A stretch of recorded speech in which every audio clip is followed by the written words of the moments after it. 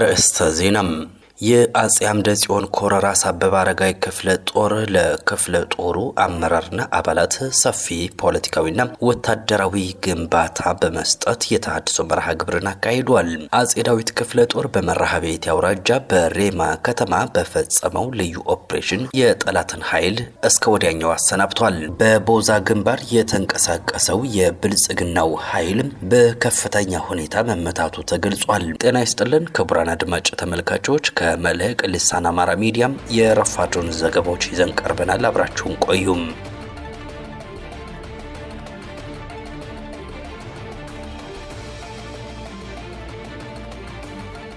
የአጼ አምደ ጽዮን ኮር ራስ አበበ አረጋይ ክፍለ ጦር ለክፍለ ጦሩ አመራርና አባላት ሰፊ ፖለቲካዊና ወታደራዊ ግንባታ በመስጠት የተሃድሶ መርሃ ግብርን አካሂዷል።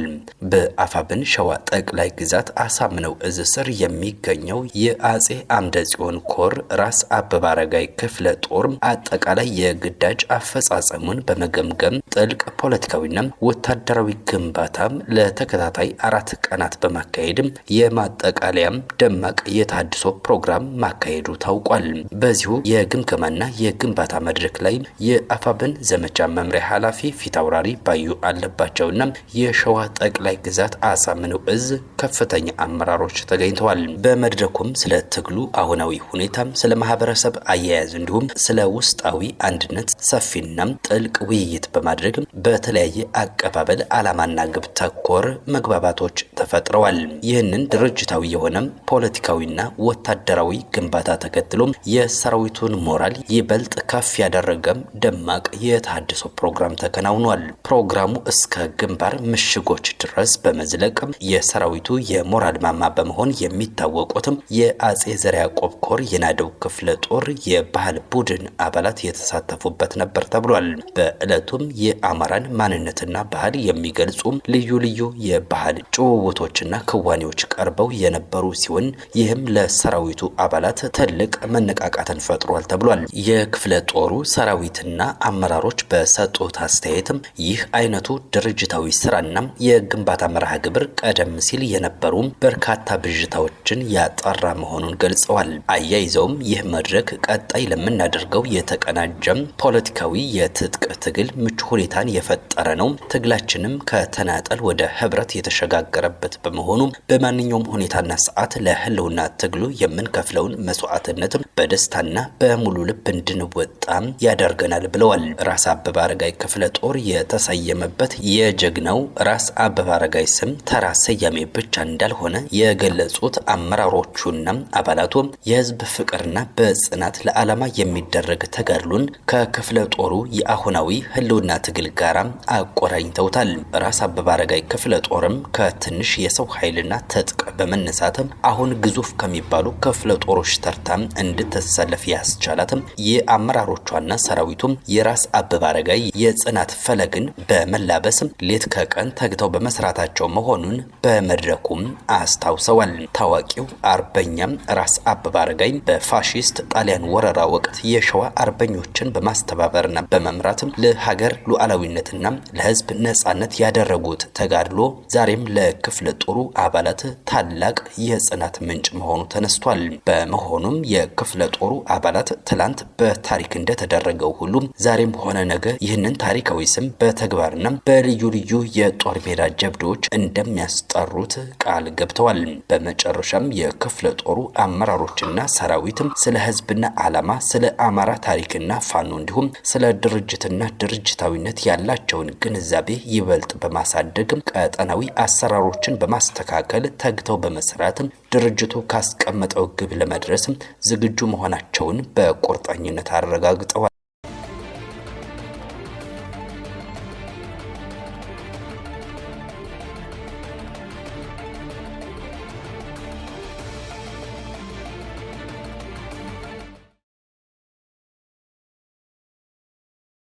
በሌላ መረጃ አጼ ዳዊት ክፍለ ጦር በመርሐቤቴ አውራጃ በሬማ ከተማ በፈጸመው ልዩ ኦፕሬሽን የጠላት ኃይል ሲበታተን ቀሪው ሲሸሽ የንጹሃንን ሀብት ንብረት መዝረፉንና ንጹሃንን መደብደቡ ታውቋል። የአማራ ፋኖ ሸዋ ጠቅላይ ግዛት አሳምነው እዝ አጼ አምደ ጽዮን ኮር አጼ ዳዊት ክፍለ ጦር በትጥቅ ትግሉ መስመር ወታደራዊ የበላይነትን እያረጋገጠ የሚገኘው የፋኖ ኃይል በመርሐቤቴ አውራጃ በምትገኘው ሬማ ከተማና ዙሪያዋ ላይ ድንቅ የተቀናጀም ወታደራዊ ኦፕሬሽን መፈጸሙን የአጼ አምደ ጽዮን ኮር ሚዲያና ኮሙኒኬሽን ክፍል አስታውቋል። ትላንት ሰኔ 26 2018 በአማራ ፋኖ ብሔራዊ ንቅናቄ ሸዋ ጠቅላይ ግዛት አሳምነው እዝ ስር የሚንቀሳቀሰው የአጼ ዳዊት ክፍለ ጦር የአገዛዙ ወታደራዊ አቅም ማሳያ ነው በሚባለው 101ኛ አየር ወለድ ክፍለ ጦር ላይ ያነጣጠረ ጠንካራ ጥቃትን ሰንዝሯል። ከቀኑ 6 ሰዓት ጀምሮ እስከ ምሽቱ 12 ሰዓት ድረስ ለተከታታይ 6 ሰዓታት በዘለቀውና በፋኖ ከፍተኛ አመራሮች በተመራው በዚህ የአውደ ውጊያ ኦፕሬሽን የፋኖ ሰራዊት ወራሪውን ኃይል ሙሉ በሙሉ ከበባ ውስጥ በማስገባት ስልታዊ የበላይነትን ተቀዳጅቷል የተባለው የክፍለ ጦሩ አናብስቶች በአራዲት ቀበሌ፣ በቆሮ፣ በአፈር ባይኒ ቀበሌ እንዲሁም በከተማዋ ሰሜን አቅጣጫ በጠጠራምባ መስመር በኩል ወደ መሃል ከተማ በመዝለቅ በፈጸሙት የተቀናጀ ጥቃት ከ17 በላይ የሚሆኑ የ101ኛ አየር ወለድ ክፍለ ጦር ቀይ ቦኔት ለባሽ አባላትን ሙሉ በሙሉ አስወግደዋል ተብሏል። በርካታ ቁጥር ያላቸው የጠላት ኃይሎች መቆሰላቸውንና ከፍተኛ ወታደራዊ ቁሳቁስና ሰብአዊ ኪሳራ ማስተናገዳቸውን የግንባር መረጃዎች አረጋግጠዋል። ይሁን እንጂ በአውደ ውጊያው አይቀሬ ሽንፈት የገጠመውና በፋኖ ክንድ የደነገጠው የአገዛዙ ኃይል የተለመደውን የጦር ወንጀል በንጹሃን ዜጎች ላይ በመፈጸም ጸረ ህዝብነቱን አሳይቷል ተብሏል። በመደበኛ ስራው ላይ የነበረውን የአፈር ባይኔ ቀበሌ ነዋሪ የሆነን ወጣት ሀብታሙ በላይነህን የአገዛዙን ዩኒፎርም በማልበስና የሐሰት ድራማ በመስራት በአሰቃቂ ሁኔታ የገደሉት ሲሆን በሬማ ከተማ መንገዶች፣ ግሮሰሪዎችና የህዝብ መሰብሰቢያዎች የነበሩ ንጹሃን ዜጎች ላይም የፈሪ በትራቸውን በማሳረፍ ከፍተኛ ድብደባ ፈጽመዋል የተባለው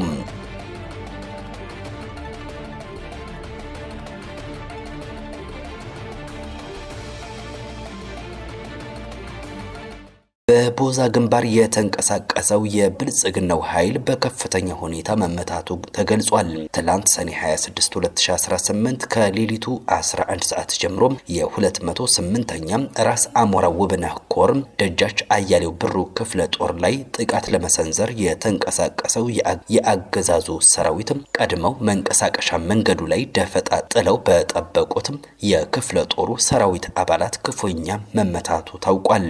የብልጽግናው ኃይል በትላንትናው ዕለት በቦዛ ግንባር በ3 አቅጣጫ ማለትም በዳባት፣ በጭና፣ በአብጠራ፣ በ13 እና በአንድ አይጠጣሽ አቅጣጫዎች ከ9 በላይ ዲሽቃና ሌሎች ሜካናይዝድ ከባድ መሳሪያዎችን አቀናጅቶ በርካታ ሰራዊት በማሰማራት ያቀደው እቅድ በፋኖ አባላቱ ብርቱ ክንድ ሊቀለበስ ችሏል የተባለው ውጊያው እስከ ትላንት ምሽት የቀጠለ ሲሆን በርካታ የአገዛዙ ሰራዊት አባላት ላይ ከፍተኛ ኪሳራ መድረሱ ተረጋግጧል።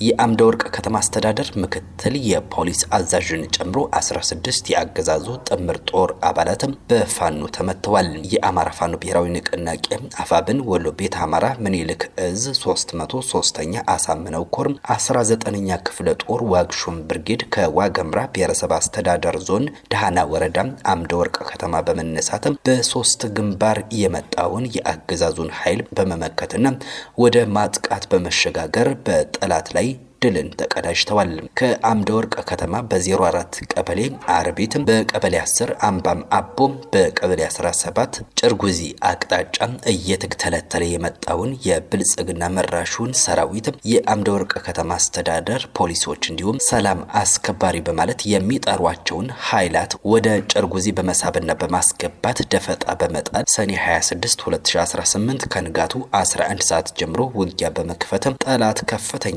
ሰብአዊና ቁሳዊ ኪሳራ አስተናግዶም ወደ ነበረበት እንዲመለስ አድርገዋል የተባለው በአውደ ውጊያው የደህና ወረዳ መቀመጫ የሆነችውን የአምደ ወርቅ ከተማ አስተዳደር የፖሊስ ምክትል አዛዡን ኢንስፔክተር አበራ ሞገስን ጨምሮ 16ቱ ሲገደሉ ከ23 በላይ ቆስለኛ ይዞ ክላሽንኮቭን ጨምሮ 13 የነፍስ ወከፍ መሳሪያና 128 ተተኳሾችን ማርኮ ወደ ነበረበት ተመልሷል ሲል የ303ኛ አሳምነው ኮር ህዝብ ግንኙነት መምሪያ መረጃውን አድርሶናል።